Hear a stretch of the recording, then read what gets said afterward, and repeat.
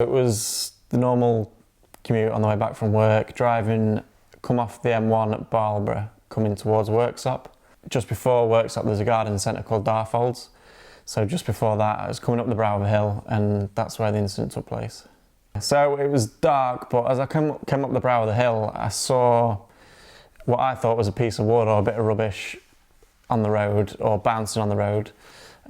So I've tried to veer left to go around it. Now whether that was the tow bar that I saw that then bounced up and went through the window or whether the tow bar was separate, I can't be sure because it was dark. But yeah, as I've got to go veer around it, the next thing I just heard a loud bang and what turns out to be the tow bar came straight through the window. The next sort of minute is very hazy, but I remember thinking like, what was that? And then feeling the blood run down, and then I put my hand to my head and there was just blood everywhere. So I knew I'd been hit.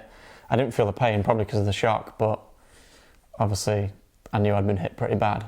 So I don't really remember stopping or pulling over, but I do remember walking out the car and going to the guy that pulled up behind me and went to his passenger side window and just asked him to help me. He then came out, like sat me, there's quite a big grass verge where it happened, so he sat me on the grass verge away from the road, and he brought a t-shirt or a towel of some description so I could hold it on my head, and then he rang the ambulance. The ambulance guys helped me up to go into the ambulance and I felt really unsteady, so I knew that I'd lost a lot of blood and that it was quite bad, so yeah, I guess I was worried really. One cut runs sort of on my forehead where you can see round to the side.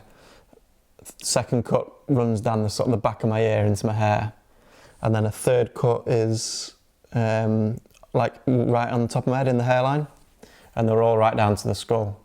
It's not ideal and it's a bit unfortunate, but it could have been a lot worse. So, and the surgeon did a really good job to make it look as neat as what he could. So.